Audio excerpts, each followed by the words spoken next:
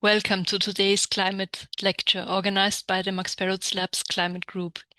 I'm Nicola, your host, and the Climate Group is a small grassroots organization of employees who are engaged in promoting more sustainable practices at our institute. The Max Perutz Labs are a joint molecular biology research and training institute of the University of Vienna and the Medical University of Vienna. The title of today's lecture is "The Climate Crisis: A Social Problem?"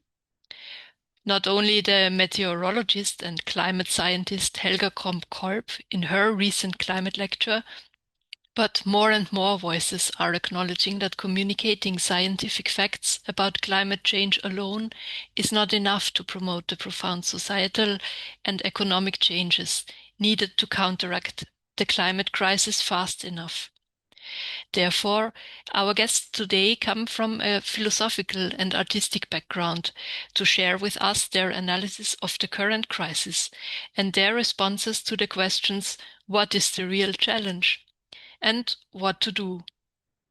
Both guests will give a 30-minute impulse talk each, and after that we will open up the stage for questions and a discussion with all participants. Our first speaker today is Kilian Jörg, preferring the pronoun they. Activist, eco-sopher and artist, teaching at the University of Applied Arts Vienna and Kunstuniversität Linz. Their international and trans-disciplinary projects center around the question how humans can culturally work with the ecological catastrophe. Topics addressed by Kilian in form of collaborative projects range from mobility, waste, club culture, the notion of moralizing, to the artistic proclamation of a new national holiday to commemorate the Zwentendorf Referendum, where Austria voted against nuclear power in 1978. Our second speaker is Leo Fitjeland, part of Non-Human Nonsense, a research-driven art and design collective exploring the ethical and political dimensions of our entanglement with the non-human world. Their work embraces paradox and play, creating speculative worlds through interactive installations, online campaigns, sculptures, films, and more. Their work has been presented at COP14, iGEM, and at museums and institutions worldwide. And now, without further ado, Kilian Jörg. I'm not a host, I guess. Cool. Okay. Hi all. Thanks, Nicola, for the invitation for this really interesting topic of ecology as a social, or as I would rather have it, cultural problem. And I'll talk through two examples of my more artistic practice, which also kind of illustrate my own development and how I really think we should make ecology a cultural and social problem as well to make it discussable like this. As Nicola already said, I am probably in my kind of first occupation a philosopher who's writing books. But I've never been contented with just writing text. So I also do artworks, mainly performance, installation, and video art. And I'm also an activist engaged in various fights, mostly in France and in Austria. At the moment, most busiest against the Lubau Highway, which they want to build just one more time, and we will prevent one more time. My theoretical work, just very briefly, has been, I'll just walk you through the two last books I've written in like 2 sentences because they kind of already illustrate to you how I also get to my artistic practice. My second last book was about the car. It's out in German and French yet, not in English. It's called in German Das Auto und die ökologische Katastrophe, The Car and the Ecological Catastrophe. And in it, I really try to show that ecology is a problem of life worlds. And in the so-called Anthropocene, all our life worlds are so heavily modified that we kind of live in feedback loops. And I try to illustrate this with the car, that the car necessitates a certain lifehood which reproduces certain divisions like culture, body, not so much minding smell, only minding visual and abstract information, which kind of makes us myopic or even blind to environmental input. So I really kind of argue for the necessity to create other life worlds which are not so much dominated by modern fossil machinery to be able to become also sensory aware to the climate crisis we're living. And in the last book, which came out only half a year later, called Durchlöchert den Status Quo, something like Proliferate the Status Quo, I tried to learn from radical French activism, where there's a movement called ZAD, Zone à Défendre, Zone to Defend, in which they try to defend and reclaim territory, usually defend it against a large infrastructure project, for example, an airport, but also try to prefigure different ways of living. And this I find very inspiring, both in my theoretical as well as artistic practice, that it's really about claiming different environments in order to long for something different, desire something different, and also be able to live differently. Because I am a city dweller for most of my life, probably all of you are. And although we're probably in this room all quite ecologically minded, we're still probably most of us are quite alienated from food production, get most of our food from supermarkets, and they're all their kind of globalized, industrialized food chains. At least I'm insinuating this. I hope some don't here. And in this heavily industrialized, fossil capitalist, globalized society, I think it's really an important point to create sensory spaces where we can actually relate to the climate crisis. And this brings me more to my artistic practice, where I really think we have to kind of bridge this gap, which is produced by modern dualisms, such as the body-mind dualism, but also the female-male dualism, the nature-culture dualism. And I think this is also quite well reproduced in how it is mostly discussed, the way how the climate crisis is mostly discussed, which is in kind of abstract numbers. So I would assume that at least in our countries by now, most people know that we're in a dire climate crisis, and we know kind of all the numbers of like how many ppm are in the atmosphere and how many years we have to avoid it and how our polar caps are melting and so on and so on. But all of this is mostly communicated to us through rational abstract data. And so I feel we kind of know this rationally, but we don't really feel it in a way. And so the first project I want to talk to you about is called Toxic Temple, and it tries to create a kind of bridge between this abstract knowledge so that our kind of mind knows we are in a crisis, but we can't feel it in our everyday life. So this first project is called Toxic Temple. I will now share with you so Toxic Temple has been ongoing for 6 years now. It's a religion, a speculative religion, which was founded by me and Anna Lerchbaumer.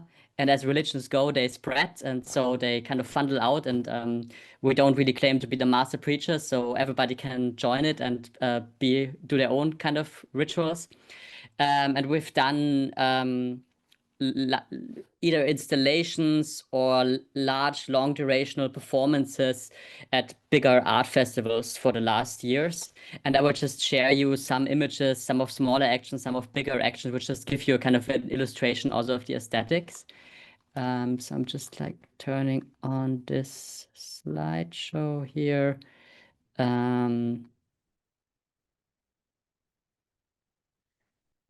you see images swiping through quite fast? Wonderful. So this is kind of our aesthetics of the Toxic Temple.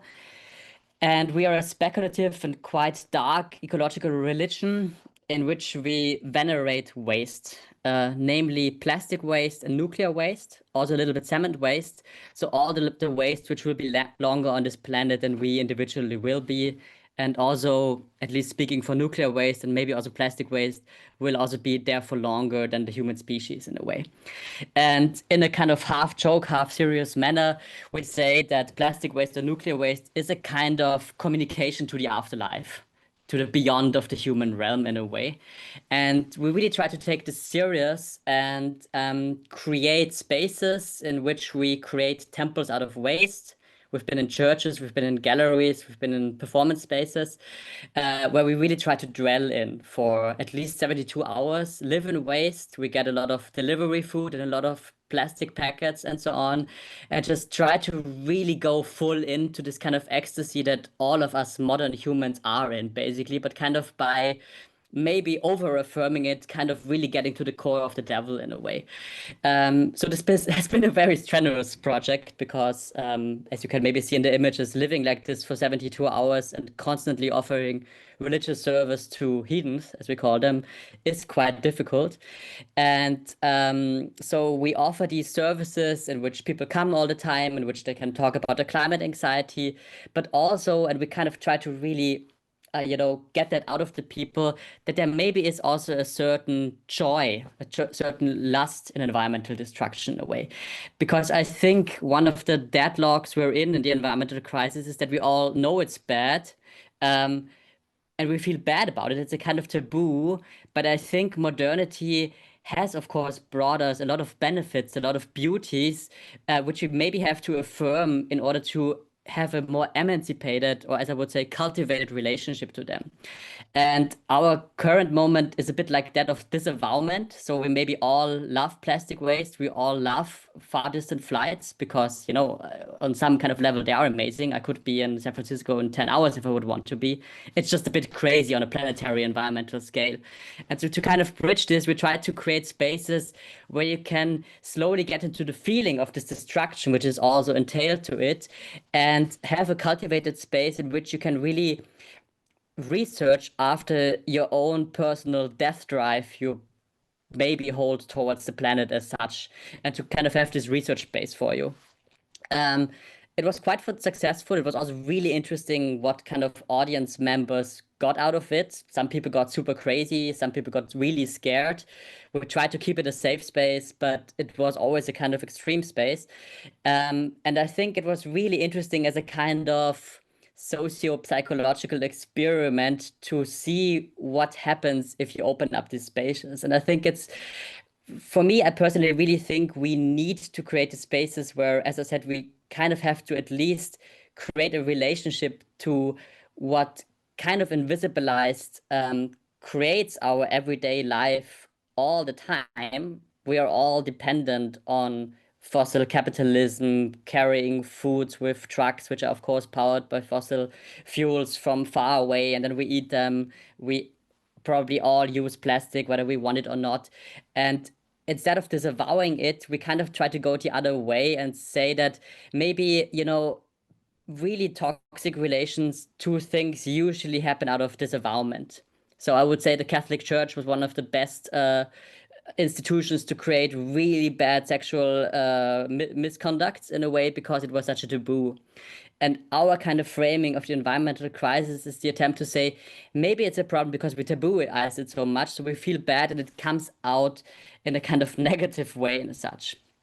And by this, we were inspired by the philosopher and artist Georges Bataille, a French poet, philosopher, professional madman from like the 40s and 50s, who mostly has written kind of crazy, excessive porn, but has also written some really good philosophy. I think most important one is called The Accursed Chair, in which he lays down this really interesting philosophy of waste.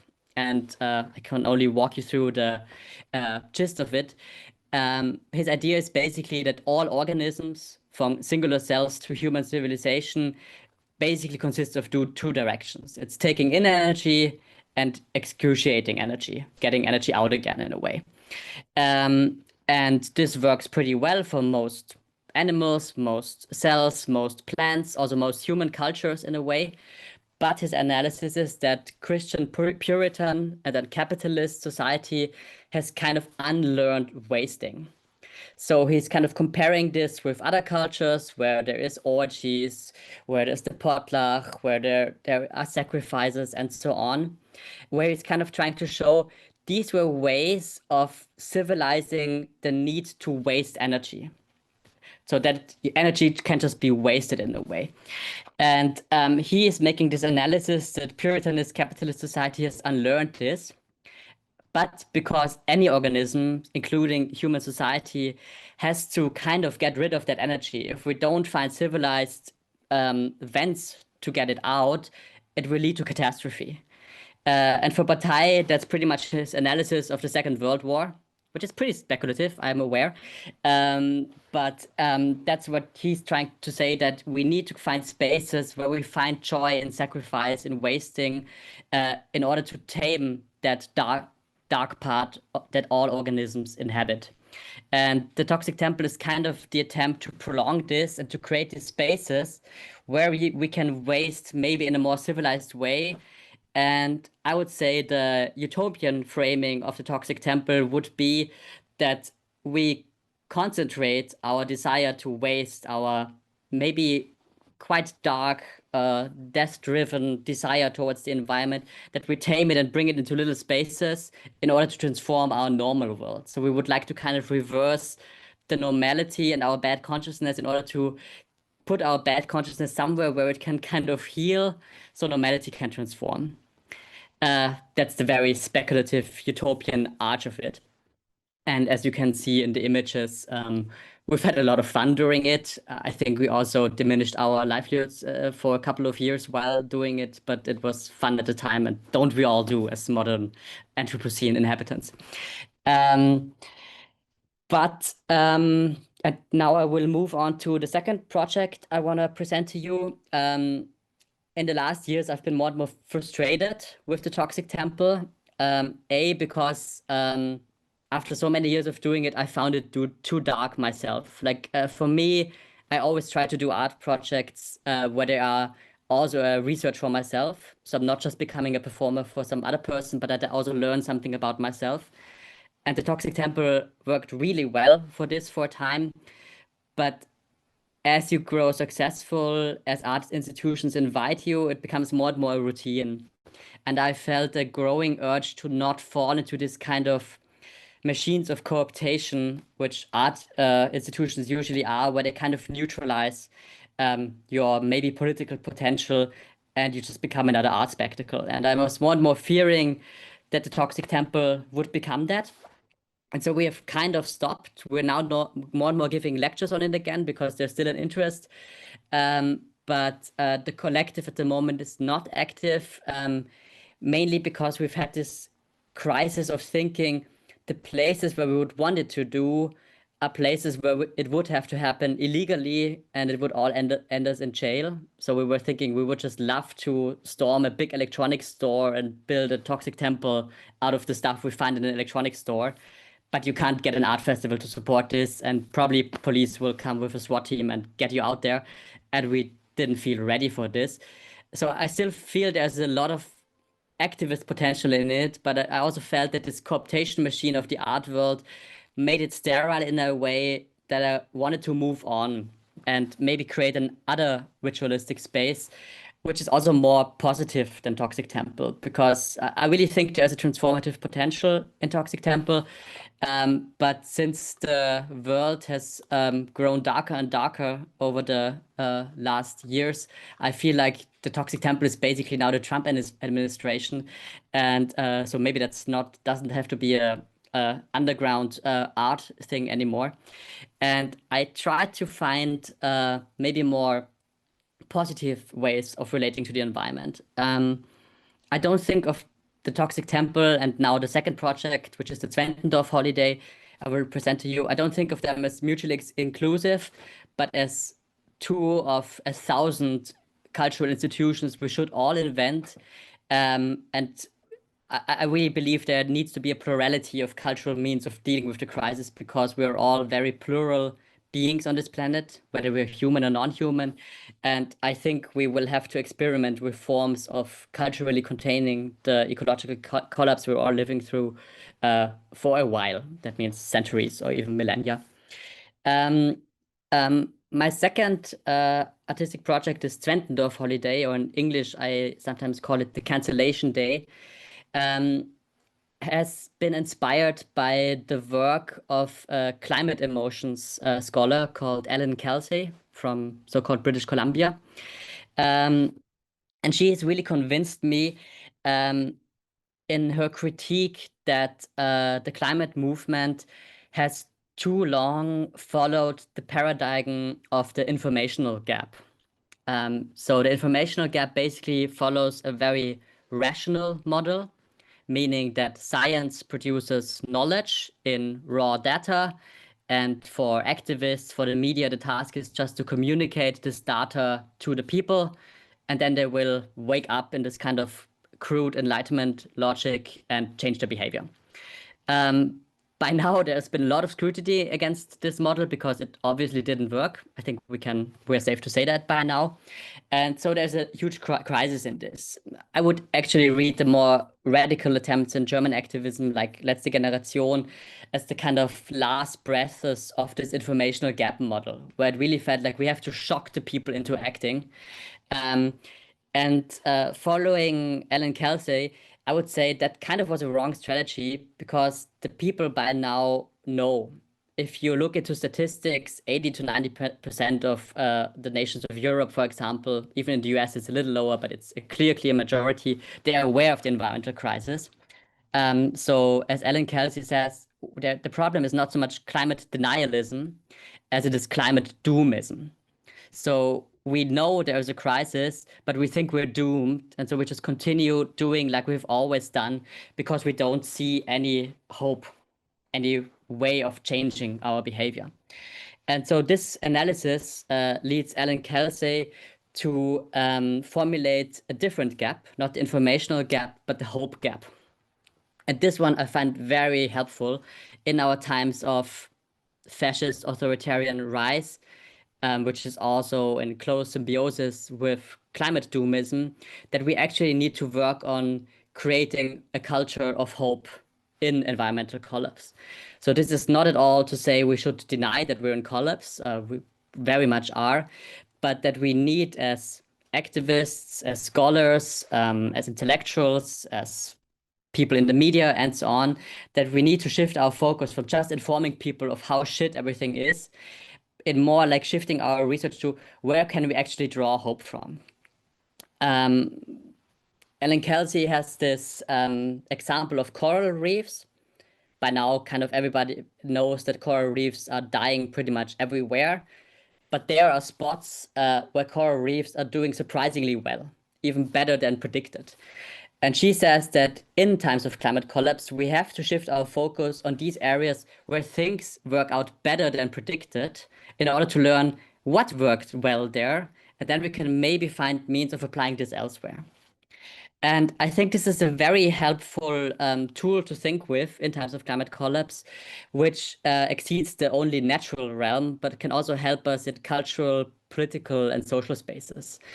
And so I think it's really important to also create spaces of remembering where we have already succeeded as a climate movement. And in every country there might be different successes. Most countries have them. And I think it's important to remember them in order to amplify hope and to make it plausible to people that what we've achieved can be achieved and can be even radicalized. And in Austria, I think we have a really glowing example, which I think everybody kind of knows about, but it is kind of taken as a given, as it's completely normal. So we don't really see the potential in it. And here I'm, of course, talking about Zwentendorf. I'm just sharing now a couple of images of the inside of Zwentendorf. So for those who are not familiar with Austrian history, Zwentendorf, this is the inside of Zwentendorf you're seeing here right now. Zwentendorf is the only nuclear plant which was fully built, but it's not radioactively contaminated because it hasn't never been activated. Zwentendorf was the attempt in the 70s of the state of Austria to build a nuclear plant, like most states did at the time. And during this process of building it, a huge movement was created, the anti-nuclear movement, which, to make the story short here, was so successful that this completely finished nuclear plant was not only not activated, but shortly thereafter, it made its way to the constitution that Austria is since then nuclear free, constitutionally. And even today, almost half a century later, there is a huge consensus of about 80 to 90% of all people in Austria that nuclear power is bad and should never be used. And this is quite unique among the nations of Europe, but even also outside of Europe. And it's also quite telling for a time which is marked by polarization in Austria as elsewhere, that there's actually quite little events or little matters of opinion where there's so much consensus as nuclear freeness. And I think this really also shows the potential of movements. When they really get a strength, they can create a much stronger consensus than the representative democracy, or democracy light, as I call it, that we currently have, where we, sometimes make a tick somewhere at some party because they did so much advertisement in the street and we just want to pay less taxes and so we vote for this party. I think this current political regime creates the polarization we're in, and movements which always come from the grassroots can actually teach us that a stronger consensus for the difficult decisions we will have to take, like getting rid of nuclear plants, maybe in the future, getting rid of cars, getting rid of airplanes, would need a strong movement to support and create and ferment a consensus in that time. And what I attempt to do now in the next years, and this will start for the first time now on the 5th of November, on the 47th anniversary of this referendum, which took place in 78, where Austrians, by a quite narrow majority, decided to never activate the nuclear plant and become nuclear free. So so here you see the inside of the nuclear plant. So our demand is that the 5th of November will be a holiday, and we demand that this can become a day of commemoration of our tasks to come.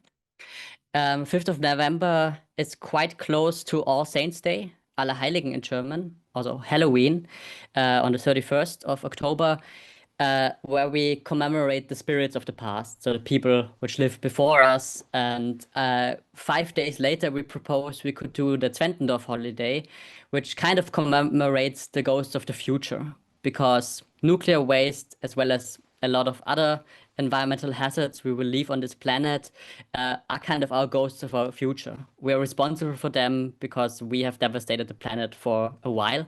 And so this could be a day of remembrance that we have this responsibility and we have to create new ways of relating together and living together. And we propose now that we create a ritual. I've invited 6 artists from various countries together to create a ritual in the Volkskunde Museum, the Ethnographical Museum of Vienna, where we will try to make kind of first sketches of a ritual of how could it be to remember that we can have success and hope even in times of dire crisis. It's maybe necessary to remember that times of pending nuclear the danger of pending nuclear extinction and the Cold War was as much haunted by no future visions as maybe today in times of climate collapse. But still, we were able to get together and prevent, at least in Austria, from any nuclear power plant to be built. And I think this can be a lesson to cultivate in a way.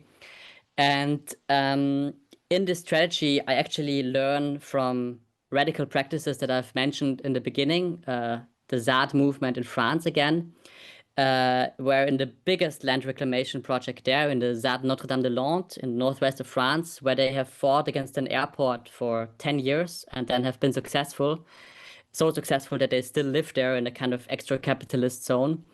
They celebrate every 17th of January the day of cancellation there, where the airport was canceled. So that's a kind of holiday for them in a little anarchist zone where about 200 to 300 people live. And I think that's very telling for doing something which many leftists don't really dare to do, which is trying to invent traditions and new rituals, which often have a more like right-wing leaning conservative touch. But learning from the ZAD movement, I really think it's important to also kind of more creatively and positively think about these institutionalizations and ritualizations of values, because our society is always held together by intrinsic containers of values, as for example, holidays. And in these kind of late or post-Christian societies that, for example, Austria is, we've kind of lost the meaning of most. So who knows what Pfingsten Ascension is really about, for example? I always look it up every Pfingsten, for example. And this is not to say that Pfingsten holiday should be cancelled, but that we could add more holidays where actually more people can maybe relate to. Because although about only 50% are Christian anymore in Austria, about 80% see the dire necessity of environmental adaptation in the climate collapse. So there would be a much bigger foundation for creating this as a holiday. And also through the back door, you could achieve another goal, which would help us tremendously in fighting climate change, which is a radical work reduction, which has been talked about a lot already.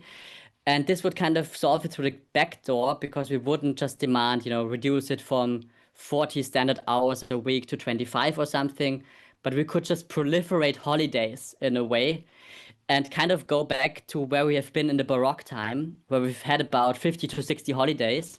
So people worked a lot, but there were just many holidays where they just couldn't work, and we just had to remember things. And the Zwentendorf holiday could be one of many. We could have the Hainburg holiday, which was another successful fight in Austria.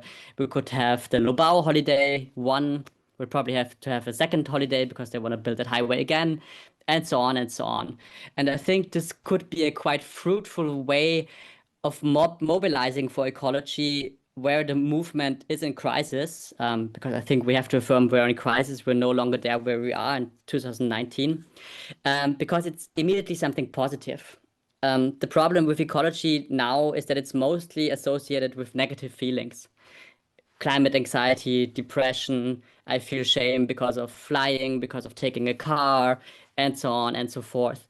And I think that's really a problem, because negative emotions are not good in mobilizing. And in the sense of the hope gap that Alan Kelsey sketched, I think it's important to together cultivate these other feelings, these feelings of hope, of success, of working less, in order to maybe rally the climate movement to more positive goals. And so one kind of goal among many in the future could be to fight for this kind of holiday in Austria. Other countries would have to find other occasions in order to slowly become a more ecologically aware culture, where institutions like a holiday, among many others, could benefit in just creating a more environmental awareness. Yes, I think that's kind of where I want to leave it at. I think I've talked for about half an hour. I'm now really looking forward to Leo's presentation and then to your questions. Yeah, thanks a lot, Kilian. Yeah. I also see that Linnea is online as well, right? So she's also part of the collective. Okay, Leo, then please start your presentation.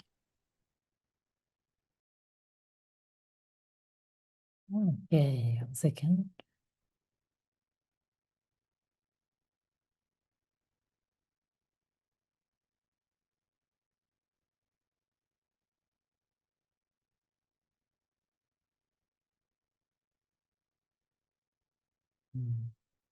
Okay, hello, I'm Leo, and I'm part of a collective called Non-Human Nonsense, and I'm from Sweden, but I'm currently in India, in the north of India. So today is also Diwali, which is kind of an Indian holiday where they shoot lots of fireworks. So if there's a lot of fireworks in the background, then you have to shout, and then I can turn up the noise reduction or something. But let's see how it goes. So our studio is called Non-Human Nonsense, and we work with the speculative design, or sometimes we call it design for debate also. And we call it non-human nonsense because most of our projects are somehow about our relationship to the non-human, so animals, objects, ecology, technology, or anything that we can perceive as the other or otherness somehow. And we call it nonsense because we try to make projects that somehow challenge common sense or try to deal with the underlying ethical or political questions. We also call it nonsense because our projects often contain contradiction within them or try to embrace paradoxical things, for example. And also because we recognize that it is nonsensical to try to separate the non-human from the human. So the first project I'm going to talk about today is Pink Chicken Project. So I wanted to kind of show what we do through 2 examples. So the first one, I will start with showing a 3-minute film. Pink Chicken Project suggests changing the colour of the entire species, Gallus domesticus, to pink. Why?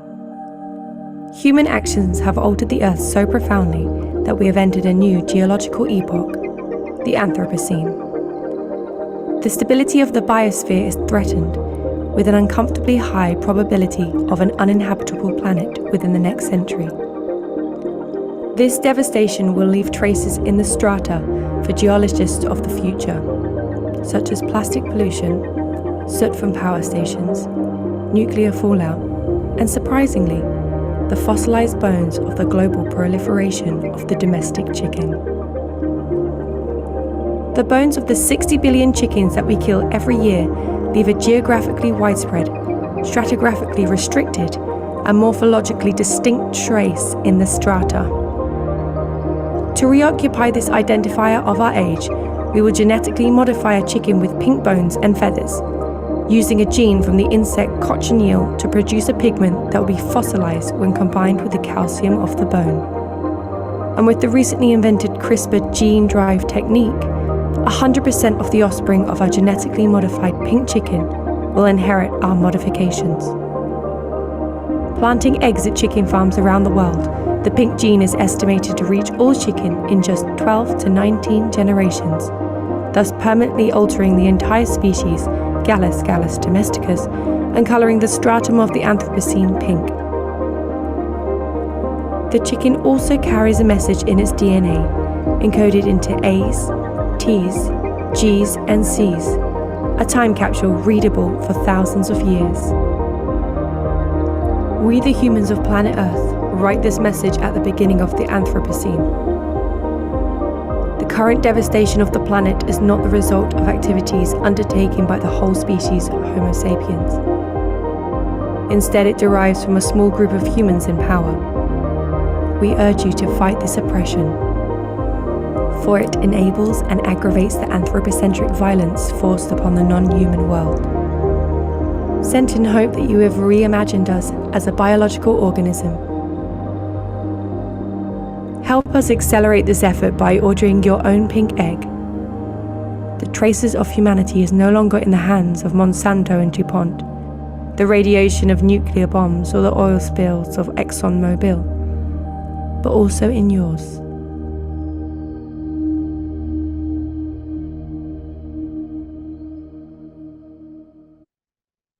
So the Pink Chicken Project is a kind of suggestion that lies somewhere between utopia and dystopia.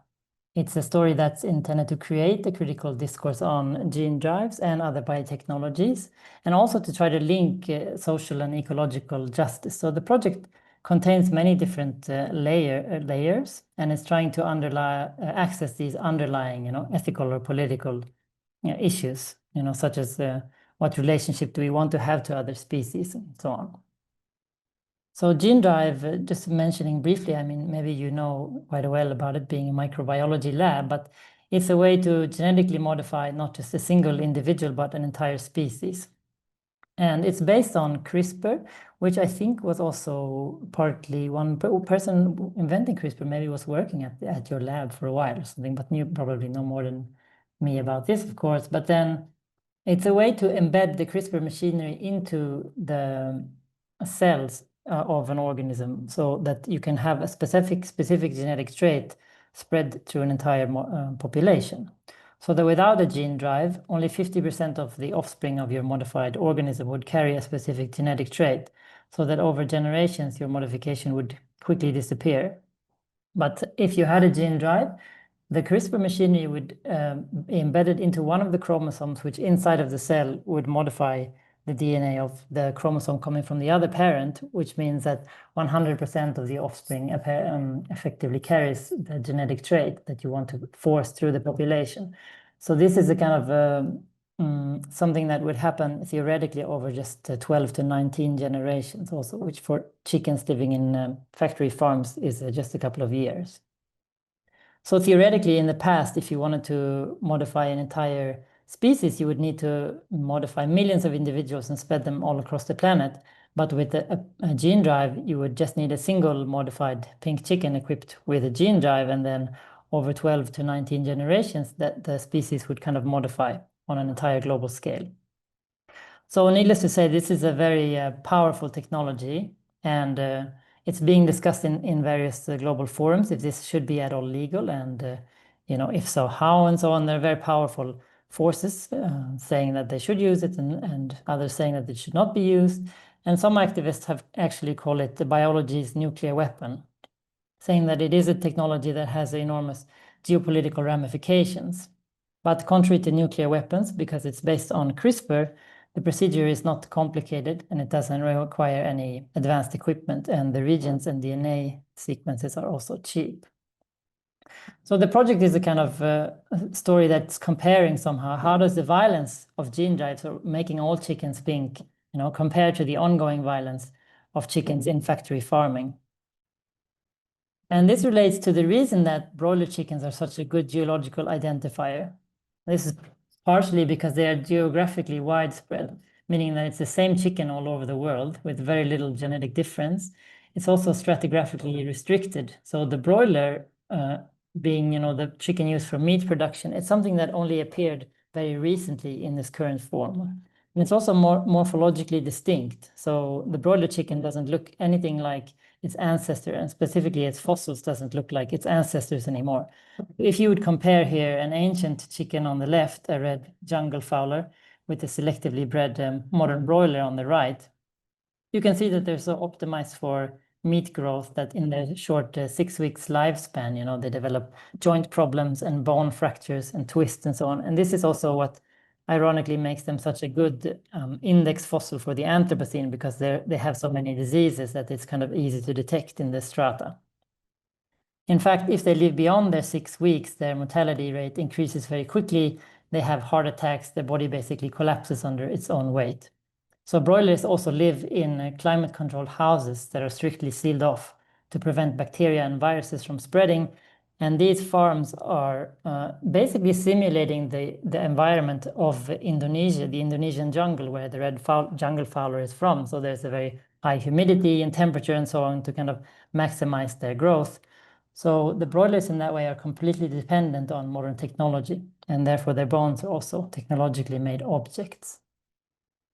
So we present the project using these different objects, for example, in exhibitions and museums and different festivals. But it also exists online, framed as a kind of an activist campaign describing that this is something that could be done. And then you can also on the website express your interest in ordering an egg, for example.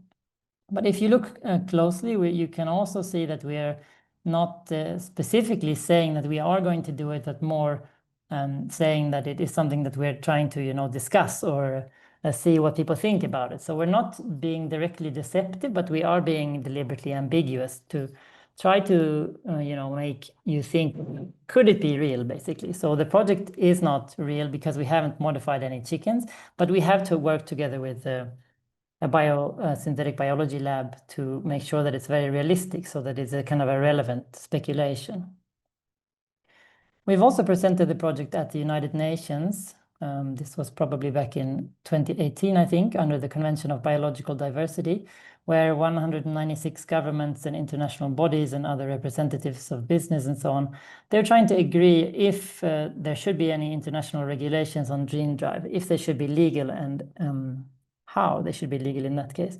So we went to this council and presented the project as a story to kind of urge the participants to think more long-term. The project is one speculation on how a gene drive could be used among many possible futures.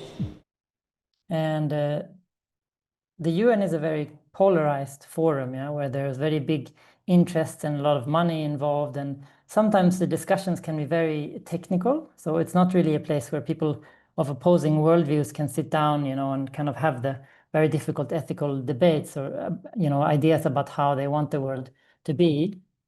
But we found that being a kind of a humorous and a funny project somehow, that also creates another space, or a space for another type of debate to be had. So one thing that happened was that delegates, for example, came to us and asked us to explain the different technologies and the ethical dilemmas. And they also expressed the kind of relief that the story could kind of allow them to think about it from much deeper levels. And normally in the technical discussions, they just think about, how should this sentence be phrased, and should there be an and or an or, and so on. So we have then continued also by trying to take all of this debate the project has generated and put it into a book. This we made during the pandemic, and unfortunately we only made one copy of the book for an exhibition in New York, but we want to work on publishing it wider, but then we kind of got distracted with other things. But maybe during next year, I hope we can also bring this book, because it's also a way to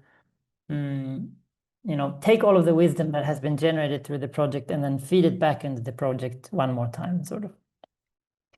So to summarize, the project kind of urges us to zoom out to geological timescales and think more long-term about questions like how can we be good ancestors, and what relationship do we want to have to other species, and so on.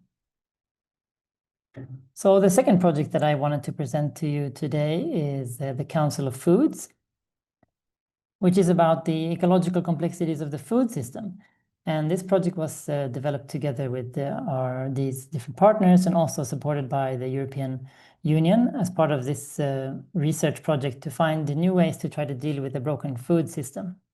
And the research starting point for us in the project was, of course, how is the food system broken? So together with our research partners, we clearly realized that the food system is huge and very complex and has many different layers. And it's not just one problem, but many different ecological problems, social and ecological, are kind of linked together. So on the one hand, the food system, keeps us alive, all 8 billion of us, but it also has huge social ecological issues: uneven access to food, exploitative labor practices, biodiversity, health concerns, and so on. So it's not just one issue, which is also what makes it so hard to talk about. So the idea of this project is to kind of let the foods themselves talk about their experience of the broken food system and debate each other. What should we do about it? So our starting point was to try to do this through the use of AI, where each of the foods bring to their table their own unique story and the political position. And then we're trying to uncover or create a critical reflection on the interconnectedness and the complexities of the food system. And this was inspired by the Parliament of Things, which is an idea by the researcher and philosopher Bruno Latour, where all things, plants, and animals are welcomed into a democratic space to jointly make decisions. So the Parliament of Things is a kind of a performative space where humans are taking on the role of non-humans to change their perspective, put themselves in their shoes, create understanding and compassion, and so on. But in the Council of Foods, instead, we're using AI for this to talk or to try to speak for the non-humans. So just briefly mentioning about the process of the project, we first tried to deal with what should they be talking about, and we had interviews with different experts and people who are engaged with the food system. And this led us to map out these main 10 issues that are then starting points for different discussions that the foods would have in the meeting. And then from the interviews, we also started to develop different characters, or they just started to emerge sort of all with their own knowledge and values and personality as well. And then from that, we built individual prompts, AI chat prompts for each of the characters, so that they basically receive this instruction: you're a Chiquita banana, this is your knowledge, and so on. You value globalism and autonomy, and kind of you're a neoliberal. Please respond to the meeting, and so on.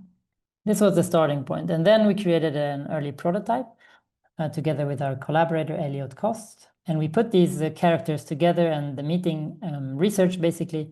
And then we hosted hundreds of different council meetings and iterated it again and again and tried to sculpt these different characters and also the topic. So trying to see how can we make this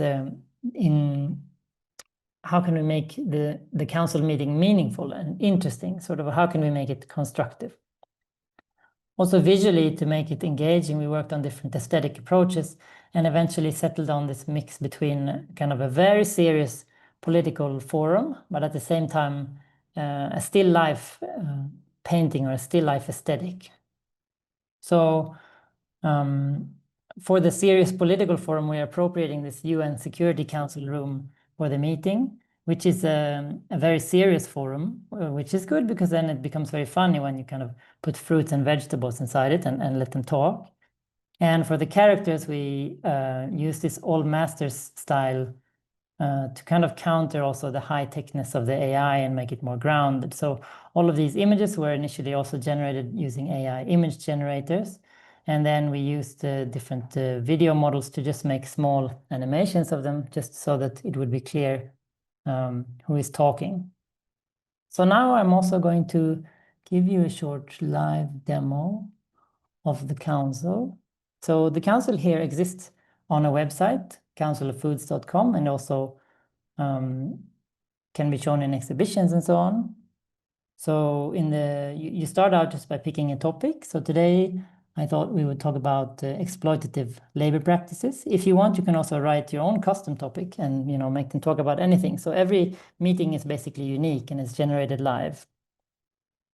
And then you can choose between the different characters of the council. So you have, for example, the techno-optimist tomato from a high-tech greenhouse in the Netherlands, or the socialist potato from Ireland that just talks about the kind of potato blight in Ireland and the link to colonialism. Then you have the neoliberal banana that talks about growth and profit a lot, or the activist avocado, which is very kind of emotional, or lollipop, who doesn't really know anything about food systems, but is just very happy to be here.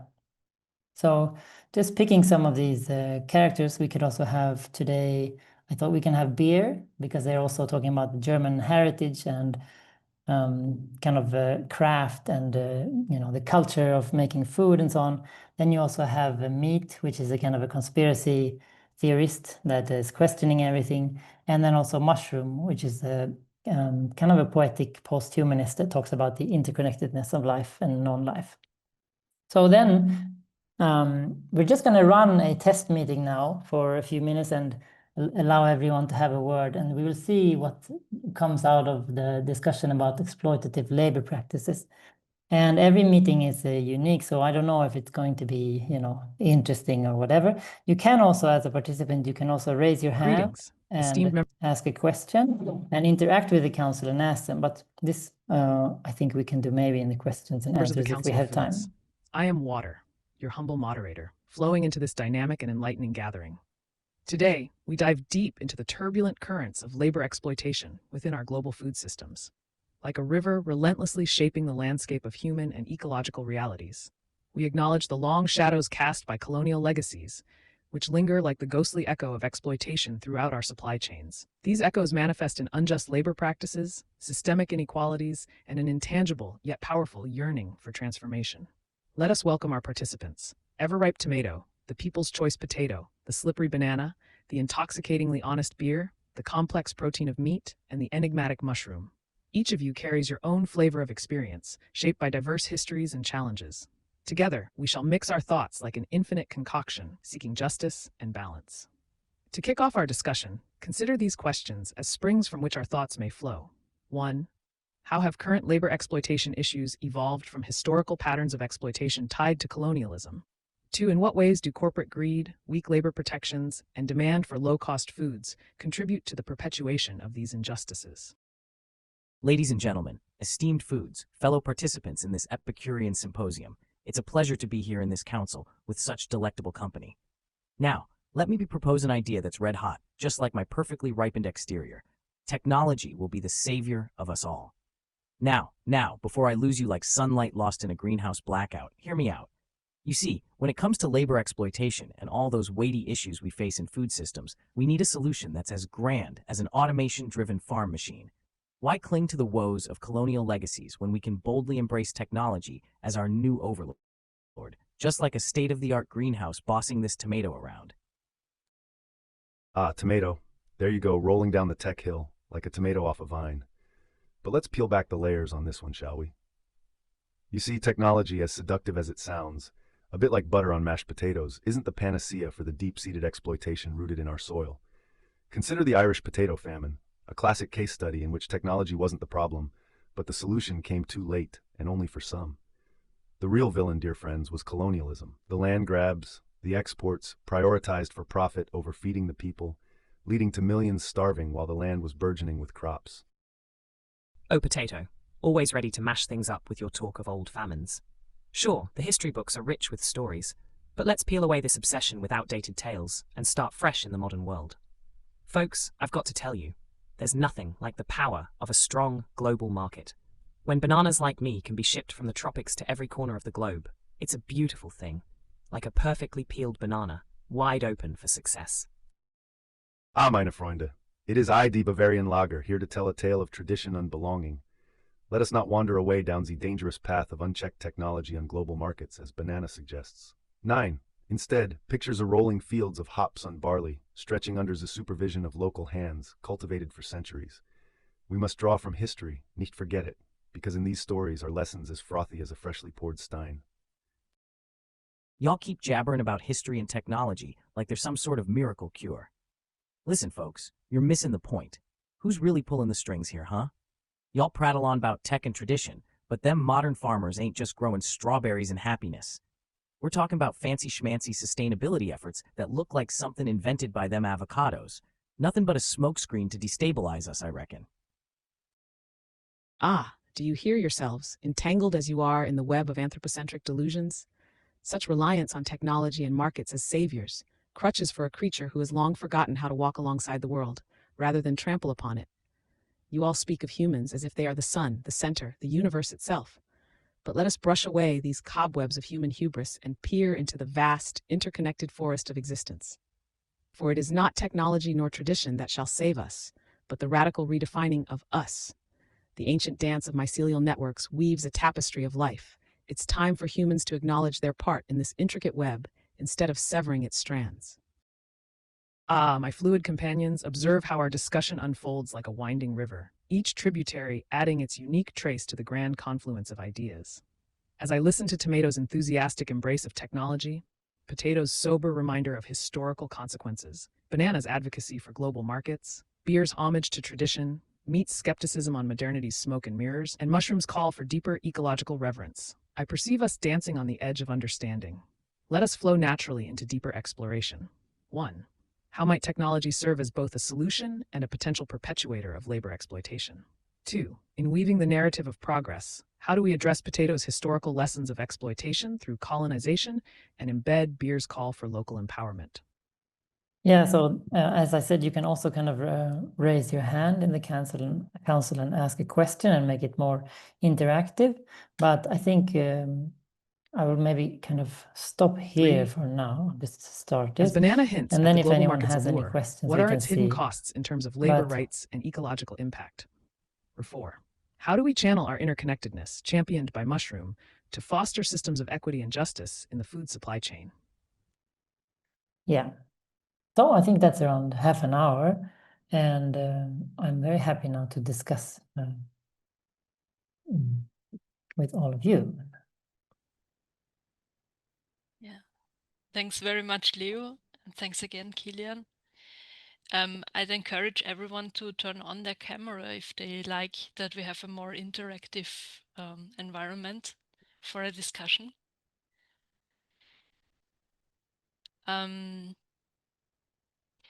We have already one question in the chat by Lilian, and I also want to encourage if Leo has a question to Kilian and Kilian has a question to Leo to ask these questions. So maybe for you to think about it, I will start with Lilian's question and then ask you for your questions. So Lily, would you like to unmute and ask your question loud? Yeah, sure. Thank you very much for the lectures. Very interesting, both of the lectures. The question to Leo is: are people having today a real freedom of choice when getting food from the few hand-owned supermarkets? Yeah, well, of course not. Or you mean that this would be something that the project would kind of imply that people can make choices, or what do you? Well, although there are so many products to choose, Yeah. the confusion of choosing, I see like the first, are we really having the choice when do you get, for example, a tomato puree for a pasta? Do you really have a real choice of getting it? They all come probably from the same source, the same protocol of producing it. Absolutely no variation. Everybody follows the same. It's just traded in different ways. And of course, the few hand-owned supermarkets, which is getting almost like a monopoly of having the food industry and the food marketing and giving it to the people. Are we really having choices today? Do we have really a freedom of what we choose when we go actually and see a full shelf of products? Yeah, I agree with you. I mean, this is also one of the things that we wanted to explore with the project, that when you go in the supermarket, that there is so many, on one hand, the kind of hidden layers underneath as well, that there's, you're kind of being bombarded by marketing and, so many emotions and it's also tied into like these ideas about consumer choice and so on, thinking that, if you would just choose the right product in the supermarket, then that would have some sort of power. I think if you reflect on the power of that type of consumer choice or consumer power, maybe it's quite limited. I think we do have one sort of power to influence people by, making political activities, voting differently. You're talking about these sort of things that we're talking about now, or organizing boycotts, and activism and these sort of things. That is also a kind of thing that would then, can influence things. But I think what we wanted to do in the project is to try to create a space of reflection or something that allows us to think about these questions. So therefore, it's not really framed as a kind of a solution, right? But it's sort of more finding a problem or more making a space for us to discuss exactly the problems that you're talking about. Thanks.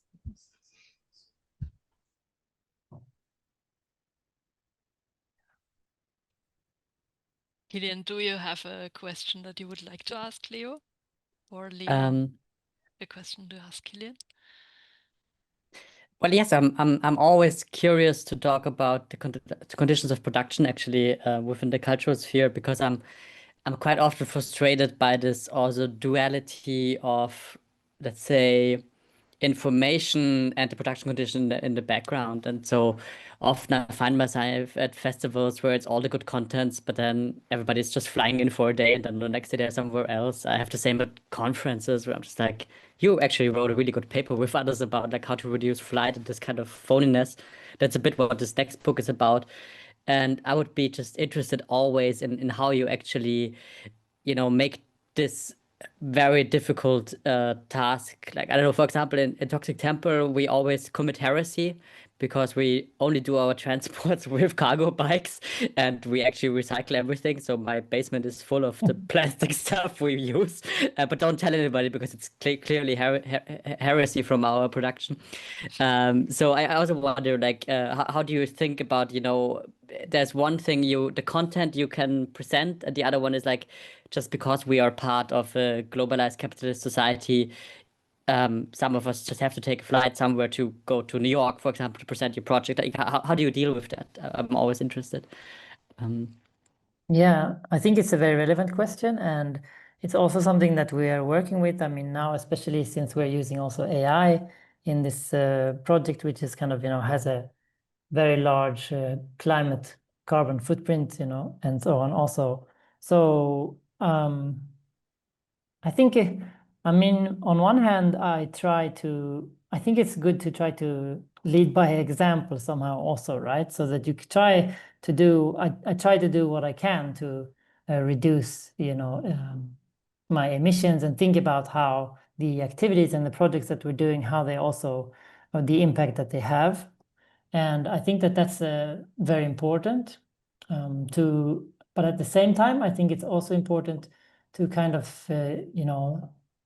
see that on the one hand, if we do think that societies should be changed, but at the same time we do participate in society. So there is a kind of a lock-in in technological systems as well, right? Where kind of if we have made choices during a very long time to, for example, to build our societies around the car or build our societies around roads and flights and so on, then there is a kind of a lock-in in that system, which means that if you want to do anything that participates in society, then there is a kind of an unavoidable, in one way, that you have to contribute in order to kind of be heard by other people. But I don't think it's so simple. I think that there is a kind of a balance in between those things. I don't think that you should go in either direction.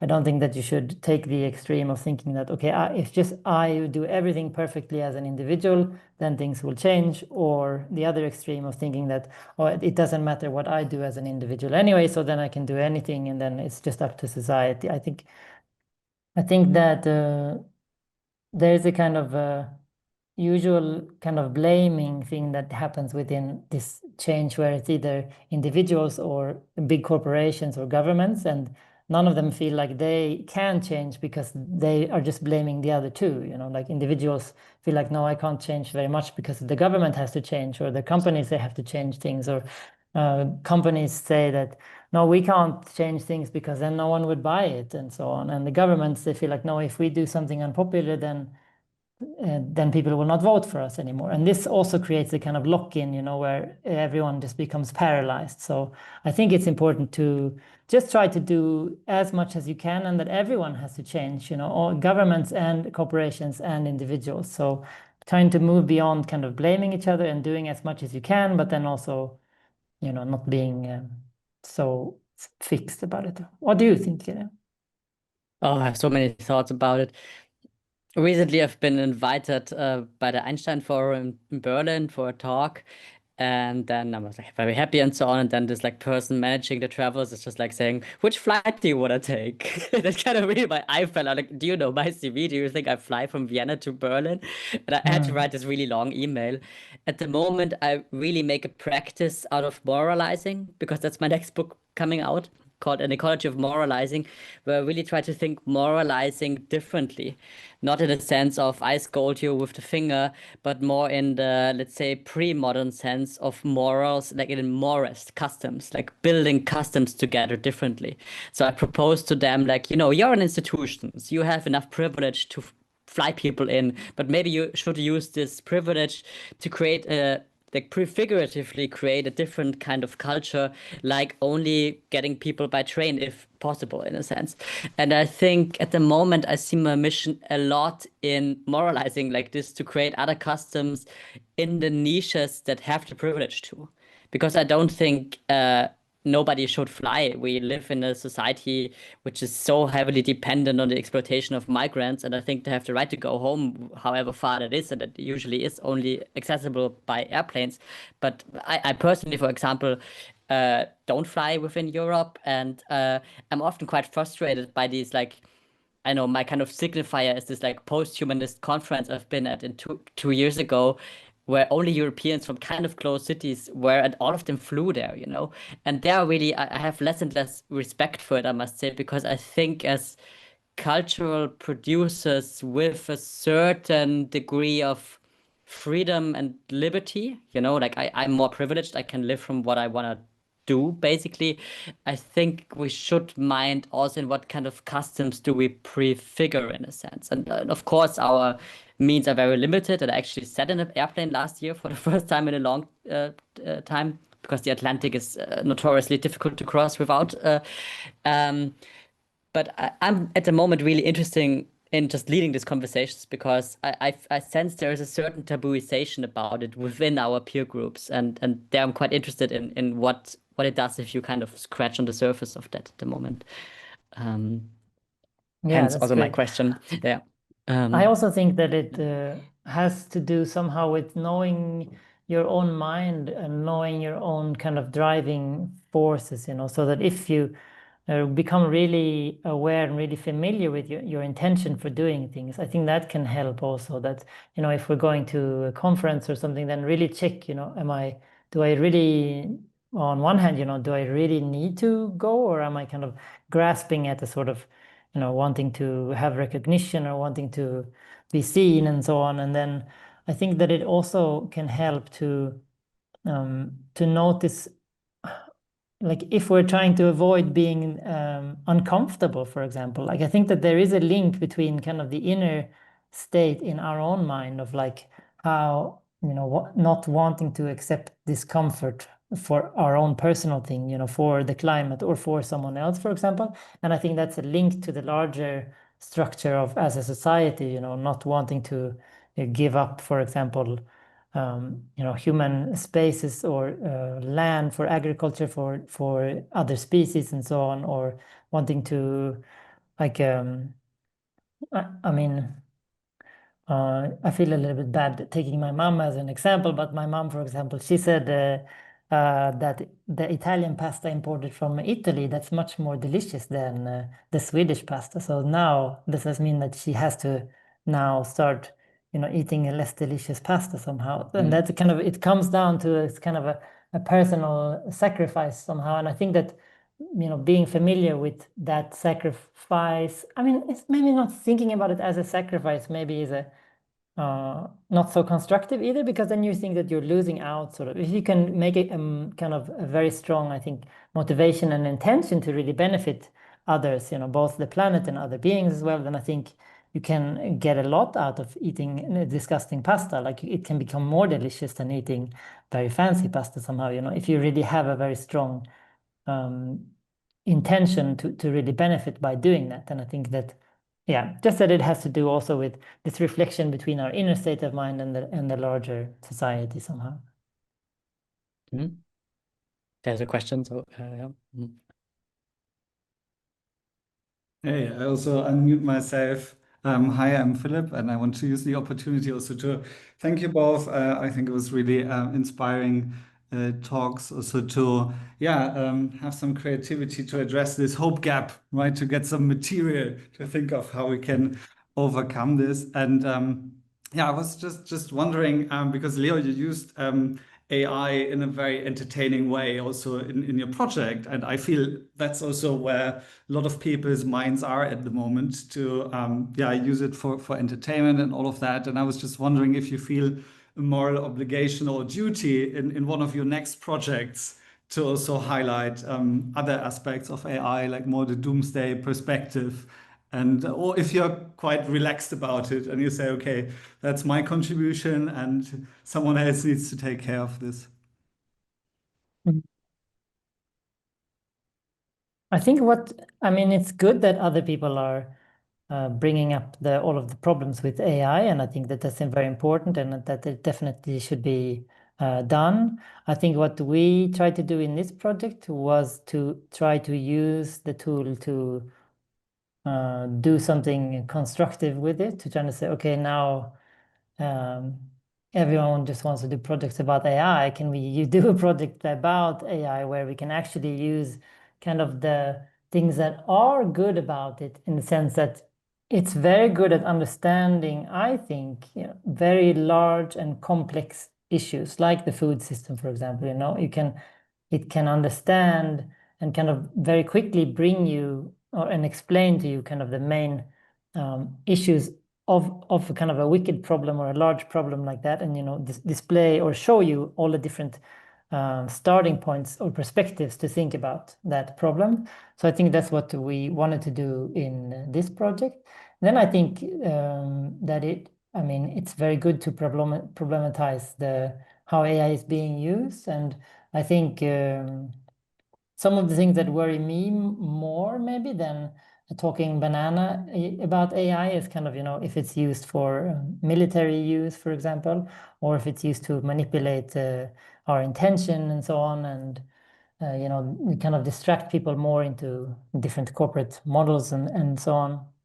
And I think that one of the main issues of the climate-wise also is just because it's using a lot of energy also, right? And the energy at the moment is produced in a way that is completely unsustainable. But that's also not something that is inherent with using energy in itself, right? If we are in a solar economy, then we could have disco all night long, sort of.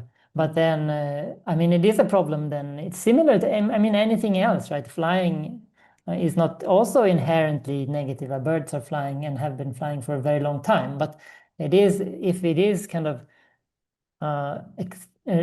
very negative at the moment, then yeah, I think it should also be think about when it's actually needed and so on. I mean, I don't really have an answer to it. 100%. I also agree with you. I just personally can say that I have mixed feelings about using it, but I'm using it anyways. So this is this dilemma. But then so I'm also have a scientific background. So in the life sciences, for instance, AI is at the moment framed as a solution, right? And there's not really a reflection if the solutions or even like the discoveries or in projects, like the usage of AI, even if it's intended to reduce the environmental impact of something, the way there, like on the way we would maybe have a larger environmental impact than the solution in the end would be able to mitigate. This discussion is just not happening, right? Yeah, I was just thinking if you feel like the urge to, while using it, also to express the mixed feelings, or if that's also okay for me as the observer to have these mixed feelings. Yeah. I think so, yeah. I mean, our projects are not intended as a solution, and I mean, even the Pink Chicken project as well is something which is very controversial or like provocative, for many people. So we're trying to find this balance where it is maybe thought-provoking, but not kind of offensive, And then I think when it comes to technology, I heard someone saying a few days ago that there was an artist, Laurie Anderson. She quoted a scientist when she was saying about technology. This applies to AI as well. She said, if you think that technology can fix your problems, then you don't understand technology and you don't understand your problems. I think that somehow talks about, that we always looking for some sort of external fix to maybe what is then, a societal or a cultural problem somehow. Yeah, thank you very much. Thank you. And good luck also for the Lobau. I lived the last 15 years in Austria, now not anymore, but please save this, good place of nature. We will. And Kilian, I thought it was really great, your the kind of the balancing of first the very kind of punk and the dark project, and then creating a kind of a very positive and encouraging holiday project after it. And I don't have any question, just a reflection. I don't even know what Pinkston is either, but you could maybe, one idea would also be to kind of appropriate the holidays that we already have somehow. And maybe you've already done something similar, but in Sweden, for example, we have many kind of pagan holidays, which were then taken over by the new Christianity when that kind of came, so that no one really remembers what the pagan holiday was for originally, but then it kind of became something else. So I don't know, maybe that's something that could happen to Pinkston also, that if no one remembers what it is, then maybe it could be like somehow become a celebration of the positivity when it comes to the climate or something. Just a thought. Yeah, this was actually the first public moment of the Toxic Temple when we sent out this email over the entire mailing list of the University of Applied Arts in 2018 for Christmas.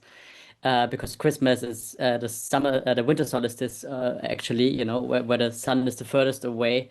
And so we kind of the sun is the greatest waster of energy in our solar system, obviously. And so we kind of reframe Christmas as a kind of longing for the sun to come back. So we waste so much stuff. We buy all this shit, wrap it in even more shit. So just to like express a longing for the sun as the greatest waster of the solar system to come back in a way. So we already did this kind of hijacking. That's how we started the Toxic Temple. And that's definitely, I think any culture develops only by reference to earlier layers to it in a way. And I think this idea of the radically new is only a neoliberal diversion, which we now see in AI, where I also don't see a lot of the radical new, except that there's now this very dangerous confluence of authoritarianism, concentration of capital, and blown out of proportion hype to AI, which kind of, in my opinion, misleads the discussion which we should have about AI as a tool into some kind of messianistic thing which will solve everything and at the same time wipe us out. Like, it's this dualism, which for me is just a reproduction of God fantasies that only in a Christian culture makes sense in a way. And I'm honestly very bored by the current hyped AI discourse. And I think also, obviously, it's basically what kind of replaced the environment as the kind of main topic we discuss as a society. I think especially in art places, I'm so frustrated how you could see that like every person tried to hop on the Anthropocene train 5 or 6 years ago, and now it's the AI train, and I just can't see AI artworks. No, no offense, Leo. I actually really like your project, but it's you can just see how funding structures work, and now basically in every funding application, being scientific, be it artistic, you need to write some bullshit about AI in order to get higher chances to get your funding. And I think that's really dangerous because where there is no capital interest in environmental issues, because usually they're quite bad for the powers that be in capitalism, there's so much capital interest behind funding AI. And I think we see that play out a lot at the moment. And I think we need to develop a much stronger political critique of how AI is deployed, not as AI as such, I think, at the moment. Yeah. Yeah, in Yeah, I research, agree. we also notice fads, like there is a new technology available, and then you will get grants if you promise to use it. And actually, that's where also Philip is working in, like revolutionizing research funding, or kind of like adding the sustainability perspective to research funding. Yeah. Cool. Maybe you can do a presentation next. Yeah.